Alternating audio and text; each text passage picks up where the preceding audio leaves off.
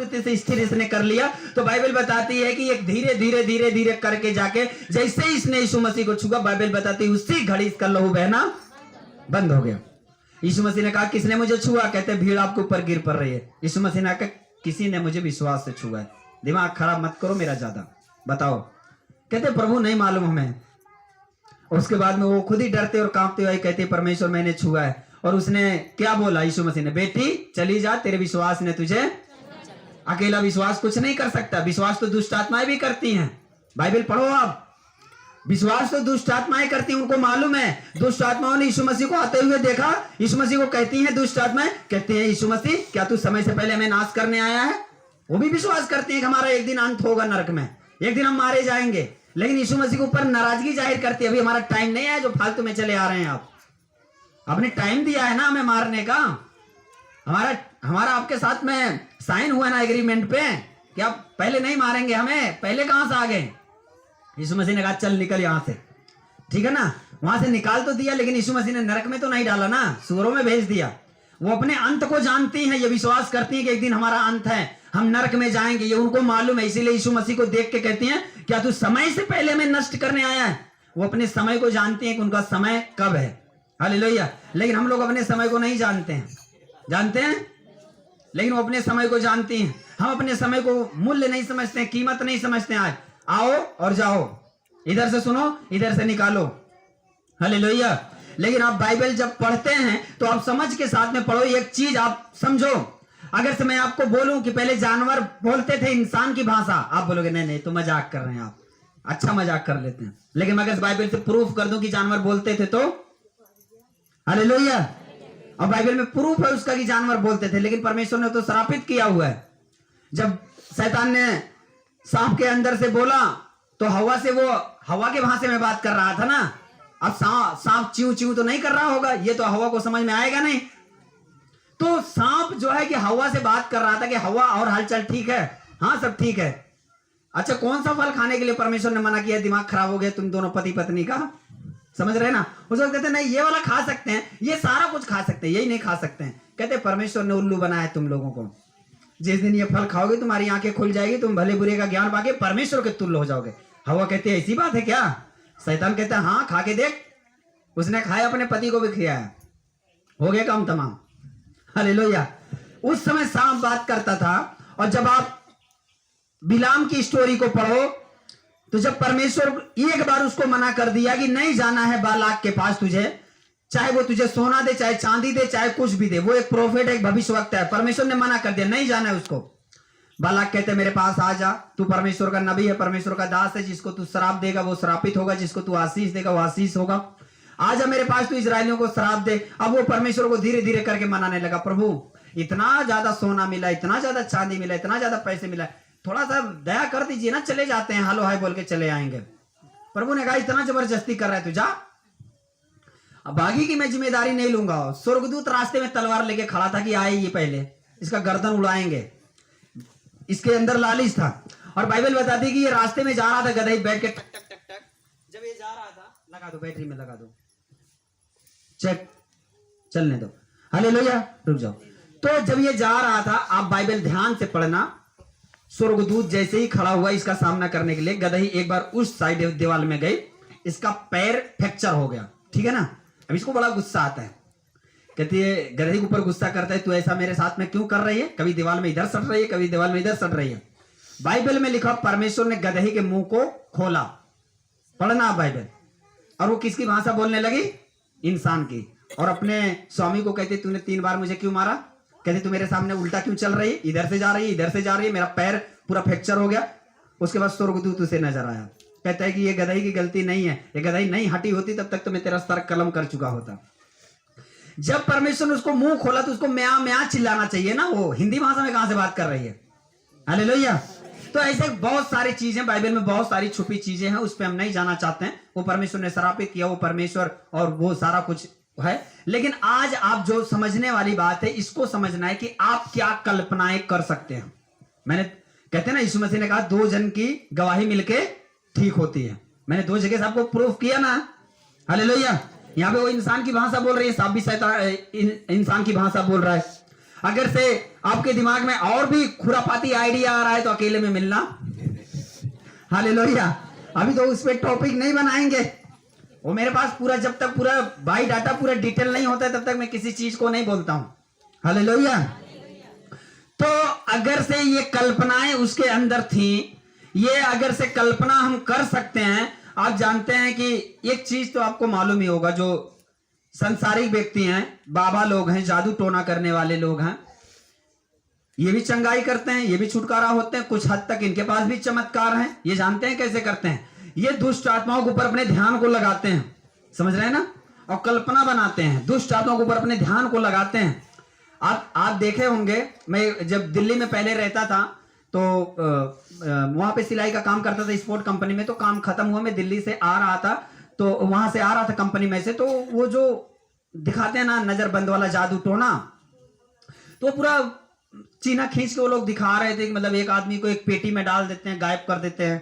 मैं भी बड़ा हैरान होता था, ये आदमी, पहले आदमी को अंदर हटा दिए, उसके बाद में ऊपर से पर्दा डाल दिए, पर्दा डालने के बाद में आदमी को गायब कर दिए, उसका पर्दा हटा रहे हैं, आदमी है नहीं। मैं भी बड़ा हैरान हो गया, किधर गया वो।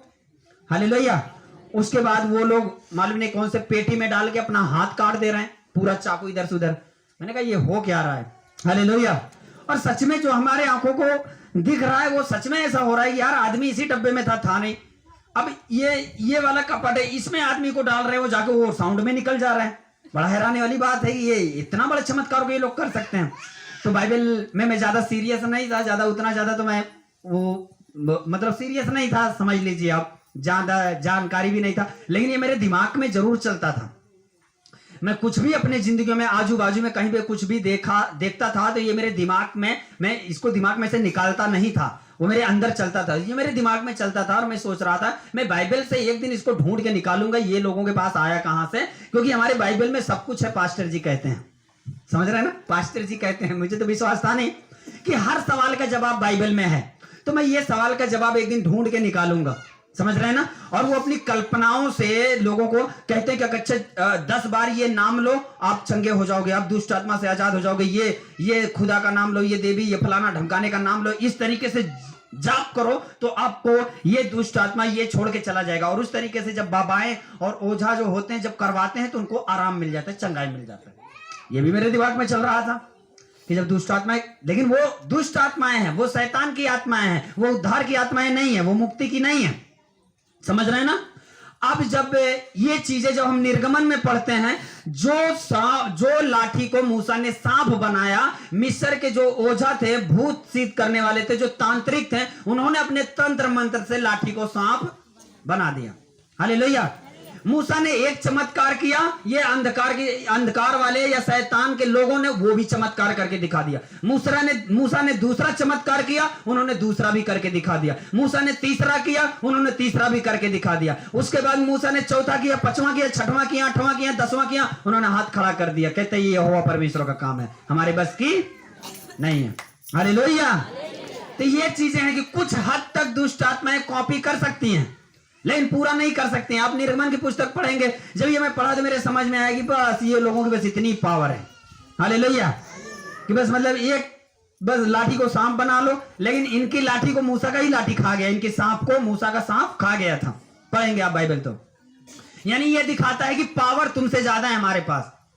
अगर से मतलब कोई बड़ा जानवर हो आपको निगल जाए, और इतना बड़ा चूंटी तो आपको निगल नहीं सकता है ना, चूंटी आपको खा सकता है, बिच्छी आपको खा सकता है नहीं ना। उसी तरीके से मतलब मूसा का जो सांप था, उनके सांपों को वो निगल जाता है। यानी जो अंधकार की शक्तियों के पास जो पावर है, उन पावरों के ऊपर परमेश्वर ने आपको अधिकार दिया है, सामर्थ्य दिया, उन पावरों के ऊपर भी। हालेलुया। वो अपनी कल्पनाओं से, अपने सोच से, अपने ध्यान को एक जगह पे दुष्ट आत्माओं के ऊपर बना के, उसको बलिदान देके, उसको भेंट देके, उसको कुछ चढ़ा के उसके सामने अपने बातों को रख के और अपने ध्यान को पूर्ण रीति से बना के वो कुछ चमत्कार को दिखा सकते हैं और दिखाते हैं। हालेलुया। और आप सोचो कि हमारे आपके पास परमेश्वर है और परमेश्वर का आत्मा है, और हम लोग अगर से अपने कामों को यहोवा पर डाल दें, और बाइबल में लिखा हुआ इससे तेरी कल्पनाएं क्या हो जाएंगी, सिद्ध हो जाएंगे। कहां रही दुष्ट आत्मा, कहां रही बीमारियां, आज उड़ जाएंगी भूसी की तरह यीशु मसीह के सामर्थ्य नाम में। आमीन। हालेलुया। तो ये चीजें हैं कि अगर से एक व्यक्ति कल्पना करने को समझ जाए, एक व्यक्ति अपनी सारी बिगड़ी हुई चीजों को बना सकता है अगर से उसको ये समझ में आ जाए कि हम अपने दिमाग में एक दर्शन देखें। जब आप बाइबल को पढ़ेंगे, याकूब के विषय में लिखा हुआ है, याकूब उसके मामा ने 10 बार मजदूरी बदल दिया कि मैं तुझे नहीं दूंगा पगार, नहीं दूंगा तनख्वाह, नहीं दूंगा पैसे।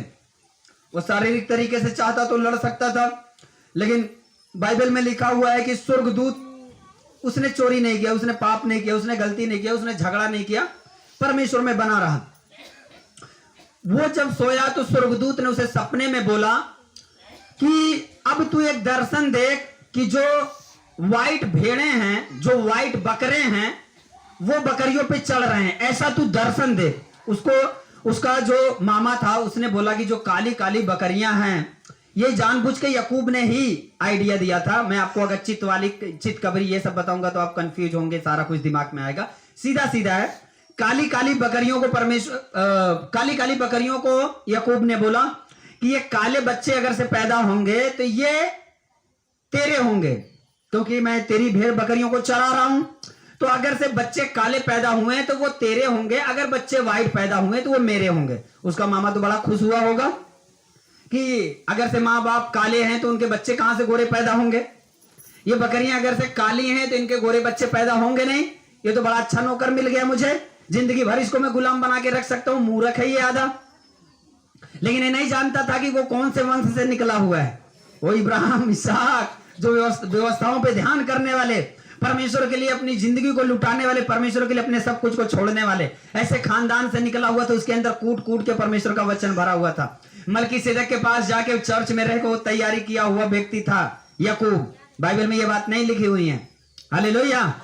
वो उसका भाई एसाव जंगलों में टाइम पास करता था, जंगलों में शिकार खेलता, जंगलों में सारा कुछ करता था, लेकिन वो मलकीसेदक के पास जाके उसकी तैयारियां हुई थी। जो तैयार होके आता है उसके भाई के 2 पत्नी हो जाती है, उसकी एक भी नहीं। समझ रहे हैं ना। और उसके बाद में उसके बाप ने उसे आशीर्वाद दिया। जब भाग के जा रहा था, वही चीज स्वर्गदूतों को वो पहले भी दर्शन पाता था, पहले भी परमेश्वर की व्यवस्थाओं को उसको पढ़ाया लिखाया गया था। इसीलिए तो जब पहाड़ पे उसे दर्शन मिलता है, कहता है प्रभु अगर तू मुझे खाने के लिए, खाना पहनने के लिए, कपड़ा रहने के लिए घर दे, तो मैं जब जो कुछ मेरे पास होगा उसका 10वां मैं तुझे आवेश दिया करूंगा, और जब मैं लौटूंगा तो यहां पे मैं पहले तेरा चर्च बनवाऊंगा। हालेलुया।